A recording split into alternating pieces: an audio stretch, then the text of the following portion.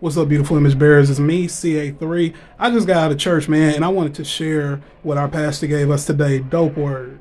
So the topic was a good way to reset your life, coming from John 20 and 1 through 10. Essentially, this is after Jesus is raised from the dead, and Mary goes, sees that the tomb is empty. Peter has denied Jesus at this point, like Jesus said he would.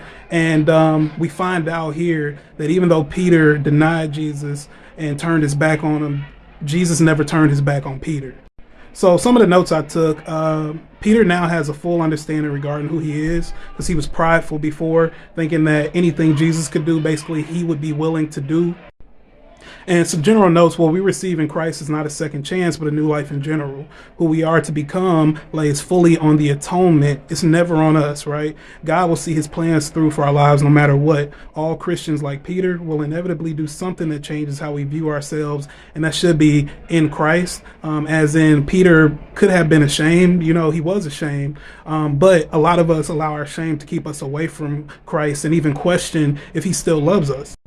Jesus is not in the business of throwing away his children. Amen, somebody. In order to know that, though, we must know God. Now, y'all excuse me, I accidentally forgot to wait before I screenshotted this second part. But these are the 2 points we got. First of all, Peter looked for Jesus. This was how he reset, right? Peter looks for Jesus, right? He was humble, but he did not allow his humiliation to keep him from looking for Jesus, right? And the main thing is Jesus still loves us and wants us to come home to him so he can change us for the better. Peter denying Jesus did not change who Jesus was. But the second point, Peter rejoins the group, right? He had people who didn't hold his sin against him. They welcomed him back. They didn't say, "Oh, you betrayer," or whatever. God had work for Peter that required him to come back into fellowship with other believers.